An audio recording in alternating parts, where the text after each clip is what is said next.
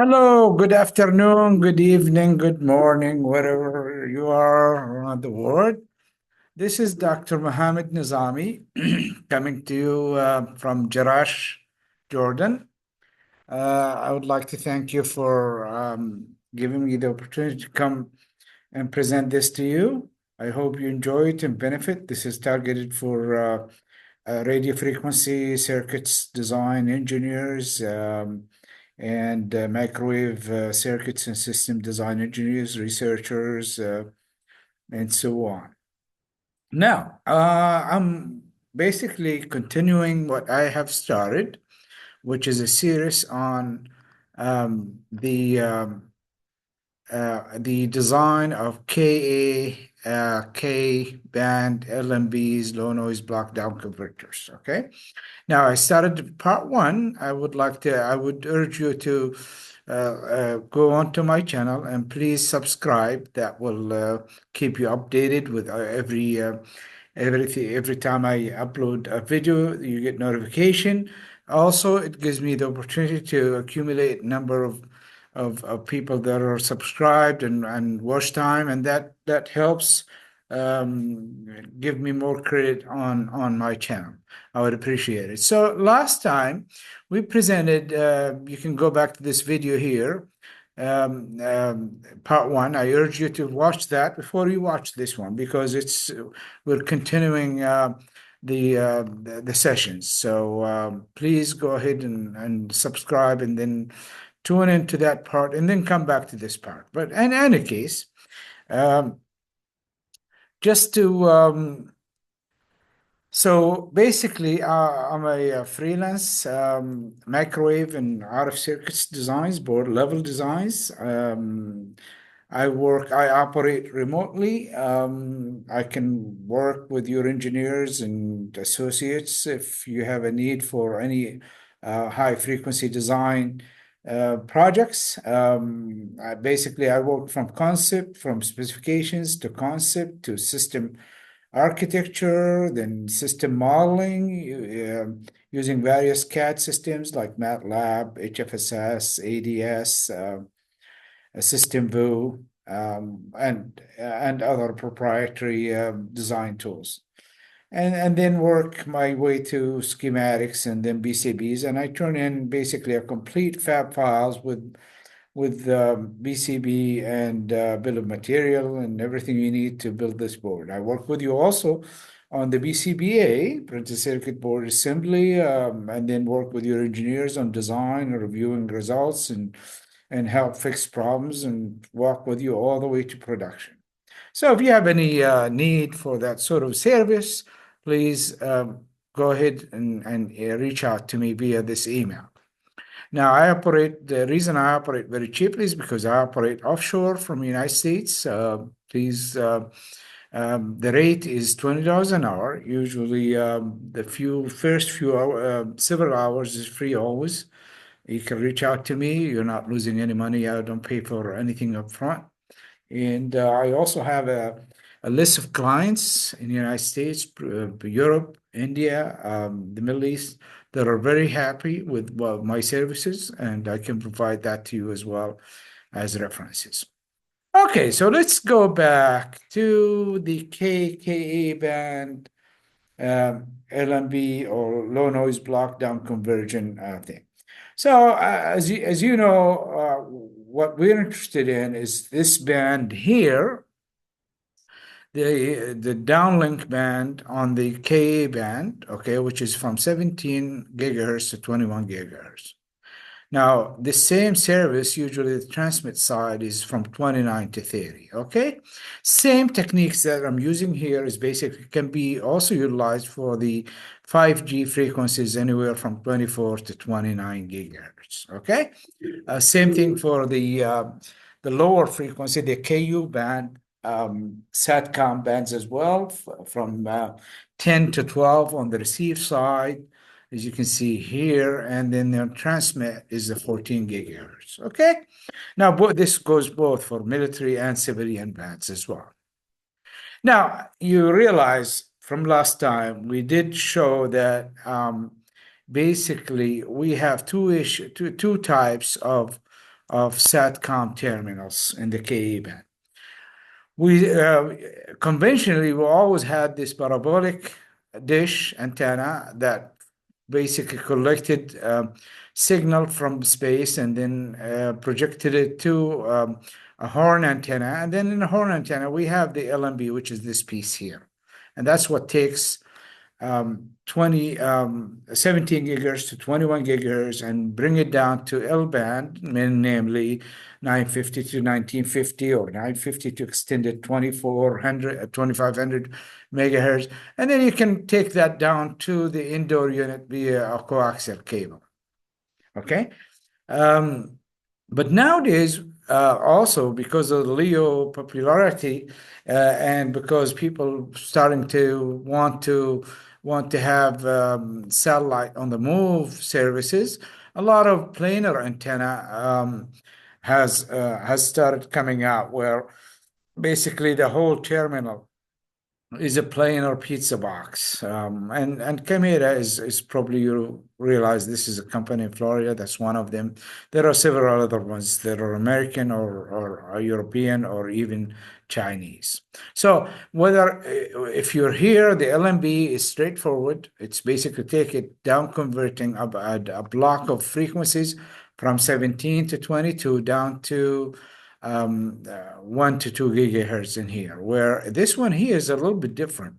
This one, because it's a beam steering, okay, and it's multi-beams, multi-satellite services, so it's a little bit different. The down conversion in there and the LNA part is really separated, and so hopefully in these coming slides, I will show the differences. So, but mainly today's session, we're focusing on this type of LNBs.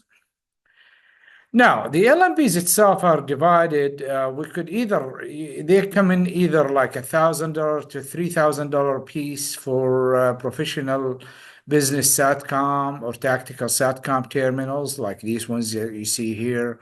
Or they could be as low as $5 for receive only the TV, direct TV services like you have in the United States now. So they're doing exactly the same function. However, this one does not have to perform as well as this one here. This one is more geared toward more professional services. Okay, so the LNBs itself is basically two types. I just grabbed these as an example. There are tens of companies that make these. However, I just picked these three here that are they seem to me more popular than all of the other ones. So these are the professional ones, thousands of dollars, and that's what I'm going to focus on today on the coming sessions and the designs. And then these ones are the high volume, low performing LNBs that are basically what makes these cheaper is because a lot of times they use fully integrated ASIC to do the complete down conversion from Ka band to IF. Okay, and so these are produced by the millions to cover the direct TV services around the world. The Ka band, the LNB is usually the interface on one side. It could be either N-type, like we showed last time, N-type connector or F connector. On the other side, they're usually waveguides, okay? And it seems like a lot of people for Ka band, most times they're using the WR42. That's the EIA standard designation for this waveguide. And this waveguide, basically, it's recommended for this range, 17 to 25 gigahertz or so. The lowest mode TE10 cutoff is at 14 gigahertz, okay? So that makes them perfect. So since we're starting at 17.7 gigahertz to 21 gigahertz, the second higher order mode, the cutoff frequency at 28 gigahertz, which is many gigahertz away from the highest frequency of operation that we would want. And usually these dimensions of these rectangular waveguide dimensions are basically 10.668 millimeter by 4.318 millimeter. Okay. Now, that is really these are all parabolic type LNBs. Okay. Now, as far as flat terminals or flat panel terminals, these are a little different because what these do, they integrate phase shifters and beam steering, which is a complex weight that multiplies with every single element, and it can actually steer the beam and track the satellite as they move for low orbit satellites or for other services. Even for fixed geostationaries, you still have pointing also because you take it on the move and you throw it on the ground and it will search for the specific satellite that you're trying to program it to look at, and it will basically lock onto that one and therefore program all the weights to do that. So in that case, we're really the down conversion, the LNA, between the LNA and the mixer that down converts the signal to L-band to go into the modem. They are really separated. Okay, they're really separate. So therefore, we can't really put them, and they're not just a single. There are many, many of these. Every channel, basically, of these elements in here has its own low noise block down converter. And the best example, of course, is what you see in your houses. You're starting to see a lot of people in North America, which is the SpaceX internet terminals. Okay.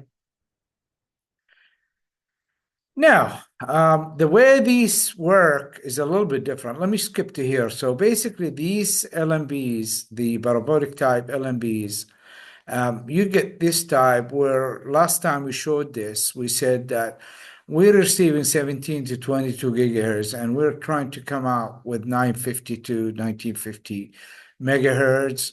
And this goes to the internal modem, and the modem itself, the indoor modem itself, brings in, even though the RF signal goes down, but what goes up in the opposite direction is DC coming from the terminal to provide DC power to all of these electronics in here inside of this.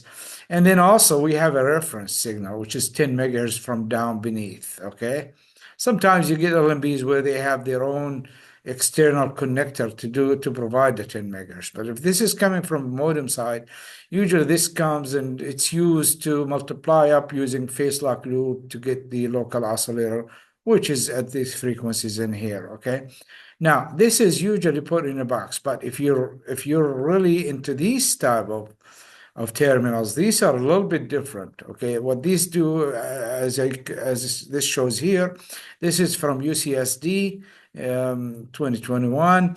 Basically, a lot of these terminals like these are starting to use mimic chips or ASICs that do beamforming. And the beamforming, all it does basically is that you have an array of elements. Okay, every element has feeds. Of course, we're talking receive side that has its own LNA. Okay, and then it gets filtered and then goes into a beamforming, which is basically which it's a complex weight, meaning it's a magnitude and an angle. Okay, it gets multiplied by that. These are digitally programmed from the terminal, from table lookups. And you combine all of these. Once you combine all of these, of course, they're all in phase now, looking at a specific direction. Then this here goes into actually the down converter. So you've got this is a block down converter, but it's not low noise. The low noise aspect of it is really separated. It's in the aperture itself at one of the layers, and as you can see here, these many layers where they have the antenna elements, both parasitic and driven elements, and then you can have, there's another BCB that holds all the LNAs and down converters. Okay, and here's a diagram that basically shows a stack layer of how they configure these. Well, this is the bold grid array of pin ASIC for the beamforming, which is this chip. Okay, and then we have the LNA in here, of course, and you can go internally and somehow connect to the stacked batch antennas through the BCB itself, and that's what you have in here. So with this type here, the low noise block down conversion for SATCOM terminals is a little bit different, which now I have some videos on this. You can refer to my other videos, but this is really, we're going to leave this for further work in the future. Okay, so let's go back to this. Like I said, this is the most typical thing that you see nowadays is with the parabolic dish terminals. Although this can be used with this here, if you can have this all passively and then just LNAs and then the down conversion is external, you can utilize it like this. But then that's rigid and that's size wise, it doesn't work. You need something that is flat, thin like this. And the only way to do it, you can't do it this way. Okay. Of course, this one here has a GPS terminal in it, so it gets its 10 megahertz from there. You don't have to feed it from there. This. Okay, so basically, KA band down converters, LNBs, they're basically divided like this. We divide them in here. Like I said last time, you can see the frequency plan for these. They come in. You can't cover all of the bands from 17 to 22 in one BCB. We have to divide this, chop it into 1 gigahertz bands. And so each band has its own, to maintain that we come out at the same IFs, we need different LOs, okay, as you can see in here. So this is a frequency plan. And this is basically the same thing, except I'm showing here. So this is the first band, second band, third band, fourth band, fifth band, and these include both the military and civilian bands, okay? So an LO signal, depending on whether you have a subharmonic mixer or a direct mixer, you can have either twice the LO or half of the LO going into the down conversion process, okay? And then, of course, for these bands, there's always the image band in here. So therefore, every one of these bands will have its own image rejection filter. That's this filter in here. And that's very important filter, because otherwise, if you don't use this filter, as I will show in the coming slides and next videos, you're not going to fulfill the noise figure requirements, because what happens is the image noise, even if you don't have interference, the image noise itself will fold right in band and double the noise basically amount into this IF path.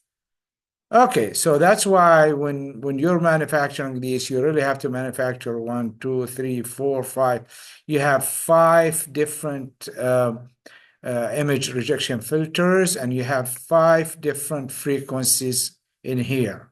So in many cases, they have LNBs where they have multi-bands, and that's basically requires that you program this so that you can output different LOs, these LOs in here, basically, okay?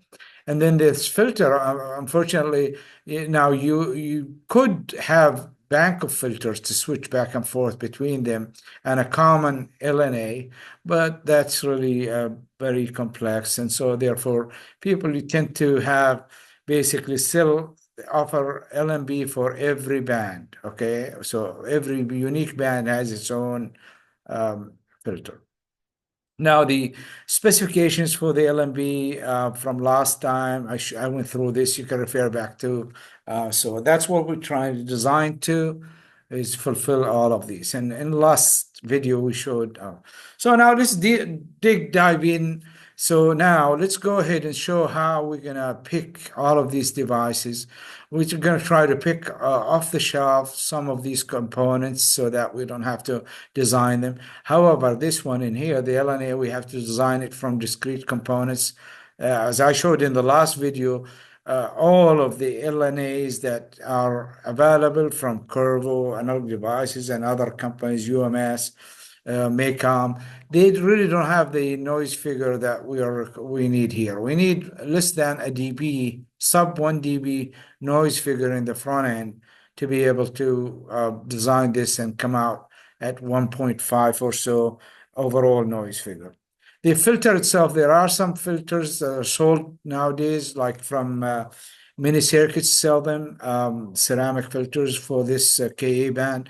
They've got Noel's, also Noel, which is direct lab, former direct lab, but I'm not going to go into that. I'm just going to design my own edge coupled filter. Okay. The IF stage in here, we're just going to pick devices that are available, mimic amplifiers, ceramic filters. The phase lock loop is basically, we're going to get that from off the shelf from Analog Devices or TI, Texas Instruments. And the rest of the stuff is all available. Okay. So the first thing is a mixer. So what I did is I basically picked few mixers that I made candidates for this job. The first one, this one here is a mimic or an ASIC chip that is from Analog Devices, and this is ADMV 4420. In the year of 2024, this is what's available nowadays for KA. I just happened to pick this up when I looked at the phase noise of the internal low. So this is a complete KA band LNB, not LNB, but block down converter. We could utilize it. It has an internal phase lock loop with a bank of VCOs to cover the band, and you can feed it the external reference in here, and you talk to it over the SPI bus, serial peripheral interface, okay? And then you can program it so that you can actually come out with accept somewhere from 16 to 21 gigahertz and come out at this range here, 900, 2500, okay? Now, however, this one in here, as you can see here, the noise figure is 7 dB, which is high. We can't really operate with this. Therefore, this really needs to be designed into more components to provide a SATCOM appropriate LNB. Also, the gain, the conversion gain is 36. And what we need here, really, we said we're going to need at least between 55 to 60 dB of gain for these SATCOM receivers. So therefore, this is what we're going to do. So we're going to take this chip here. Of course, I forgot to mention that this chip here lift out the loop filter as external components. That's for the phase lock loop. And that's purposely because the caps that it uses are really high caps, high value caps, and they're large size. So they leave them out. And also they leave it up to the user to design this so that you can control the slope of the phase noise inside the loop bandwidth. So what we're going to do is we're going to cascade this along with an external low noise amplifier that has a sub 1 dB noise figure, and just give it a little bit gain, 20 dB, with the 36 in here, with another 10 dB at the IF, okay? So, and then therefore we can easily reach out to 60, more than 60 dB of gain, okay? Now, this one here, of course, we need the image rejection filter, and that's done externally in here, okay? So this is pretty good. This is very minimal. The beauty of this is that it really relieves us from building a phase lock loop. The phase lock loop, the local oscillator at Ka band frequencies, that's very complex to do externally. So this is all in one and the rest of the stuff. So that's one choice that we have. The second choice we have is this chip here. It's the ADMV 4540, and that's basically a quadrature down convergence. So we have two LNAs. We can switch between them. And this one, just like the other one, the noise figure is really high on this one. Let's see, what is it? So the range is okay. The yellow, the noise figure is 5 dB. So just like the other one where we designed and we had to add another external LNA, the same thing we're going to do with this. But now this one here is really quadrature, and it has its own local oscillator in, and the loop filter is on the outside. The phase noise is very good. It's acceptable. But to make a complete low noise block down converter out of this for SATCOMs, and this seems like, since it has two LNAs, we can actually use it for both vertical and horizontal. So when you switch, you can switch to either service, one of these services in here, if you happen to be interested in both polarizations. Okay, so we could utilize it either like this, where we add LNA and image rejection filter in here if you want to. And then we can go in and just basically have an IF stage filter, and then go directly into a dual ADDs. Okay, so two channel ADDs, and that means so this signal in here, the baseband of this is really programmable. It has multi sections where I think it goes to. Let me see here. Okay, we'll see it in a minute. However, okay, so basically, in this case in here, this happens to be the gain of this is 50 dB programmable. So therefore, really, if we put an external LNA with 20, that's about 70. We don't need an IF gain in this case, really, in here, because we do have them internally in here. In fact, we have to program these to lower the gains, okay? Now, another option on this is not to go quadrature like this, but to actually utilize it as an image rejection mixer. And that's, if you do that, all you need to do is just have a quadrature hybrid, 90-degree hybrid, get the I and Q out of here, and then just basically combine the power on the lower sideband and reject the upper sideband. And this would become a single sideband down converter. And in this case, of course, the image filter in here is not required to be as tough as you would in this, not in this case, this is baseband almost, like you would in this case, for instance, because we really don't have an image rejection mixer. So you're relying completely on this guy. So on this one here, you could utilize a simpler filter. Okay, now here's a third choice, this one in here, and this one in here doesn't have a local oscillator. This one is appropriate if you're not happy with the phase noise performance of the internal local oscillator phase lock loop in here and the VCO. So if you happen to have that, or if you want to go cheaper than this option, you can really go to this ASIC in here, which does the same thing, except it doesn't really it requires you to feed the LO externally, and it's 1/2 of the frequency. So you can go back to the frequency plan that we did in here.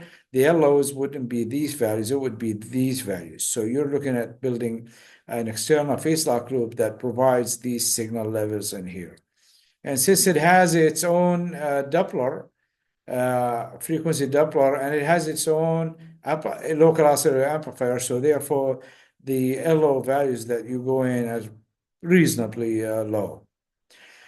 If you go this path, so all you need to do to make a complete low noise block down converter is like this. So you basically still have an external filter, and it's not as tough.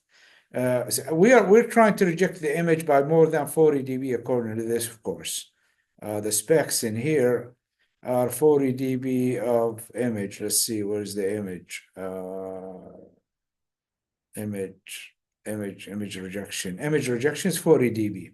Now, if we go into this case in here, now you realize that this chip in here, depending on the accuracy of the quadrature, 90-degree hybrid that is used externally, you can have image rejection of close to 40 dB. However, that's not really guaranteeable. From my own experience, you're going to get at most probably somewhere in the mid-20s of image rejection. We still have to have some image rejection on the outside, but the filter doesn't have to be as tough as the filter that you would if you weren't using a single sideband generation like this. Okay. And of course, the LO is generated outside with a PLL chip. TI, ADI, they makes these chips, and you can utilize them, and they're pretty good. Some of them, they come in with internal VCOs, and some you have to design your own or utilize your own VCO.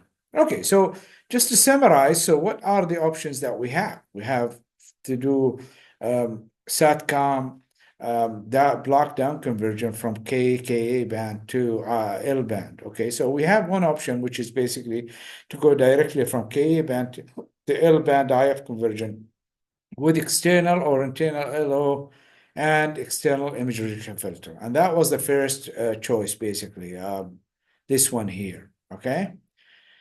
Now, the second option we have is to go at use a single sideband rejection with a quadrature, external quadrature, but internal LO. And that was actually this choice in here, okay, which is pretty good also. And the third choice, of course, is to actually go down to quadrature baseband conversion with an internal LO, and that was this here. This is more appropriate for integrated modem into the aperture like that. Okay.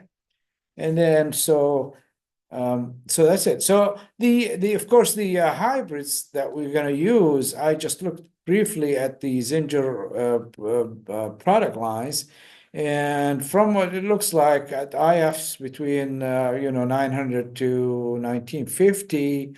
The when I looked at this is a standard graph that shows the image rejection in single sideband generation using quadrature signals, and shows as a function of the phase mismatches, imbalances, and the gain imbalances. You can see that if you have with these, I looked at this and what I did is I got the S parameters for that device and I plotted the phase and magnitude and subtracted them. And it turns out that you're somewhere around here, like I said, somewhere in the mid 20s on image rejection. Okay. Now, so the LNA, what we're going to do, so we need an LNA on all of these down converters. We need an LNA that has a sub 1 dB noise figure. Okay. So where we're going to get that? And when I looked at, like I said, you can refer back to my last video. We really couldn't find any mimic amplifier that has the noise figure that we would want.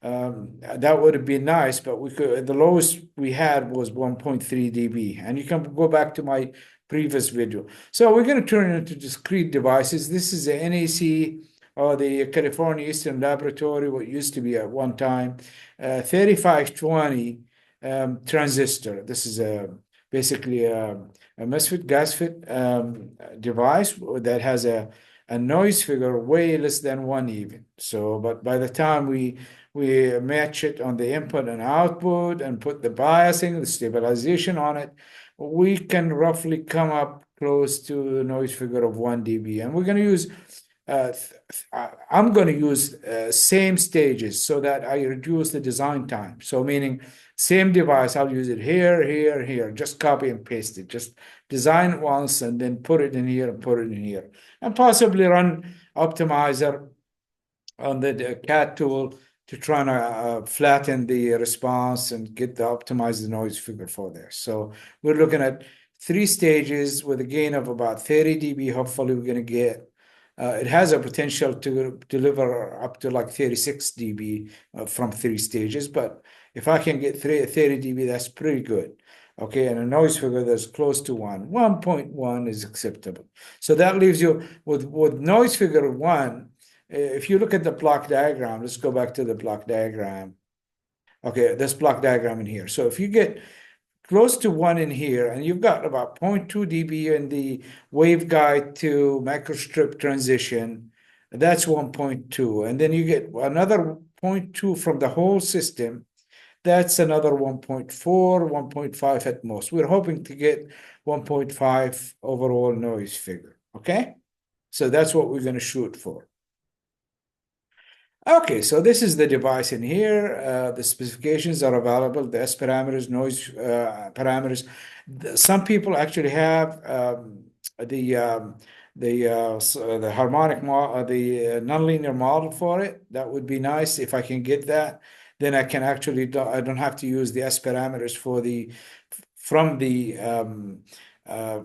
Renaissance, the manufacturers of this device. I'm just going to bias it at the current that I want, put the bias, the gate bias, the drain bias, extract the S parameters, stabilize it, and then extract S parameters, and then figure out the input and output noise circles and noise matching networks, okay? But as you can see in here, the gain around from say 18 to about 22, you're looking at the gain is about 12 dB. and then the noise figure is about 0.6. That's F min, noise figure min, which is really not, you're not going to get that, okay? But potentially you can get like 0.8 to 1 by the time you apply all the losses due to copper and things. Now, the IF stages, the IF filters. So what I did is I looked around, I went on search, and there's plenty of, you go to Mauser and you just basically look for the L-band ceramic filters like this, or integrated LC filters. There's plenty of these filters between 1 to 2 gigahertz, okay? And of course, now the trade-off between these is that some of them flare up. So as you can see here, really the second harmonic, the LO spurs, you still need, when you utilize these filters, bandpass filters, you still need to actually, first of all, you need to cascade more than two of these. And even if you do that, you can't reject the far out frequencies. So you need to cascade this with another low pass filter always. Okay. So initially, I'm looking at right now is cascading. I looked at this and the band pass filters, and I said, okay, let me. When I looked also at the low pass and high pass, I realized I can actually fine tune, create my own filter, synthesize my own filter from what's available for the low pass filter and high pass filter. So I've got this high pass filter in here, and I've got this low pass filter in here. And I'm going to cascade both of them, two of these devices, one high pass, one low pass, to make this nice band pass response. And that's what I have in here, of course. I put this in the system view, and that's the response that you're going to get. You can see that you're out here more than 40 dB of rejection at these frequencies. IF amplifiers also, there's plenty of mimics to use. I just happened to grab this. Okay, this is this device here, which has nice thermal characteristics to it. And these are about 20 dB blocks, okay, the gain. And if you go back to the LNB that we're going to design at the block diagram, you look at this. Now we said we want a gain of 35 from here, or 30, let's say you can get. And then this would be 35 in this case if the mixer doesn't have any gain, but this mixer is going to have gain in our case. So you're looking at initially one device only. We only need 20 dB. So we're realizing this might have 15 dB. If you use one of these mixers in here, like this one in here, has about 14 dB of gain, okay? So to do this, you need 20 here, 30 here, and 14 here. That gives you an overall gain that fits in really nice for 55 dB. Okay, so we're going to use this device, and the other characteristics of this, of course, this is internally matched, okay, 50 ohms, so you don't need to mess around with it. Other characteristics of this device are given right here. Here's another choice, this device in here, different packaging, okay? Same thing, almost same gain, 20 dB, 18 to 20. A third device in here, for this is from different manufacturer, from Curvo. Nice device, okay? Now of course,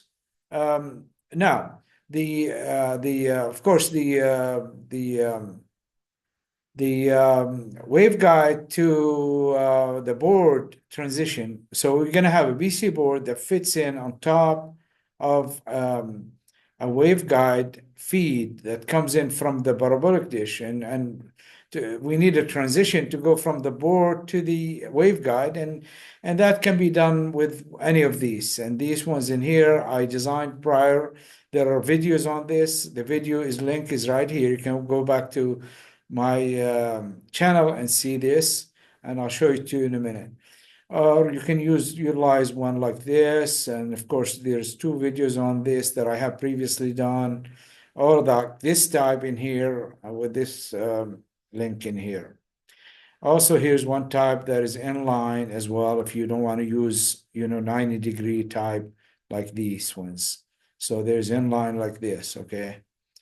Okay, so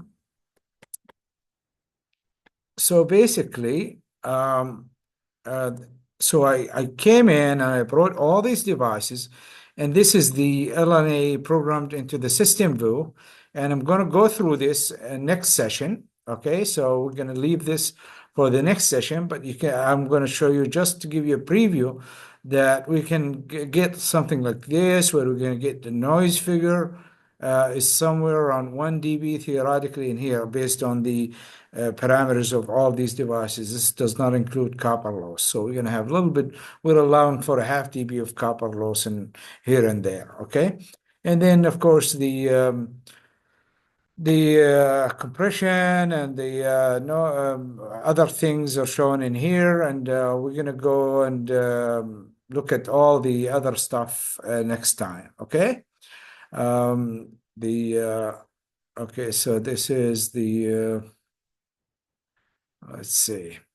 Okay, so I'm going to leave this for next time. So you're going to see that in the next session. Now, the like I told you before, you can tune into my channel. I have a whole series of basically waveguide to board transitions, and I got few of them. So we're going to go in and try to see which one we're going to use. And this is very important because I have to have its S parameters before we design the LNA, because the LNA is going to be driven by this, is going to go into the LNA immediately without even a DC block. I'm going to have the DC come in here to try to minimize any possibility of noise figure contributions due to the transitions.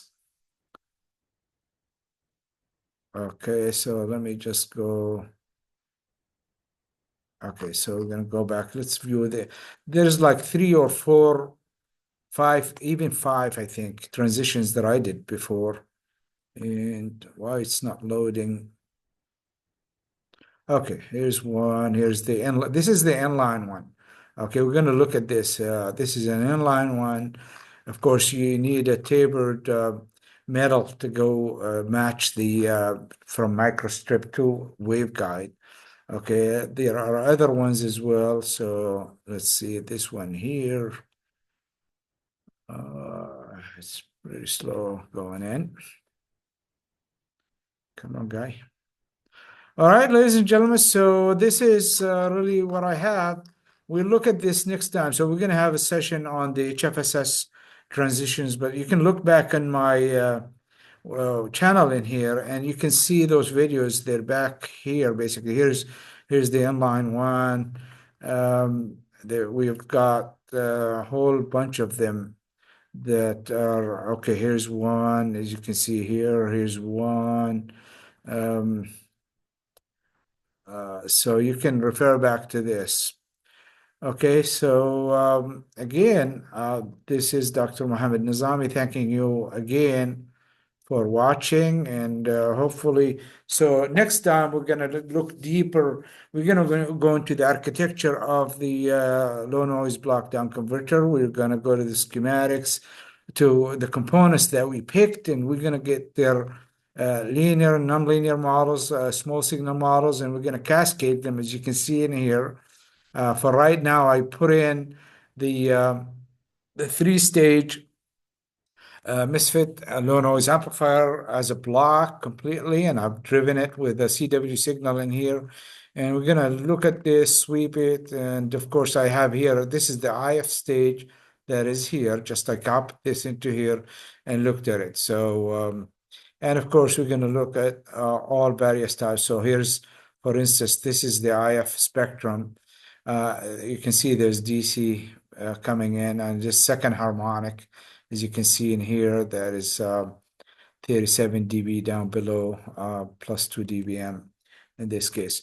So until I see you next time, again, I would like to flash by you the possibility that if you have any projects, building a project that you would like to outsource the RF high frequency designs, please reach out to me. I will definitely work with you on that. This is also my phone number here in Jerash, Jordan.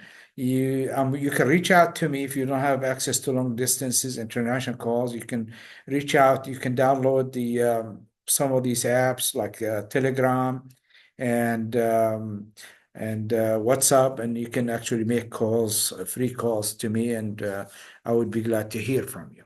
Okay, ladies and gentlemen, thank you so much. Until next time, I would like to thank you and wish you a good day. Thank you. Very good. Thanks. Bye.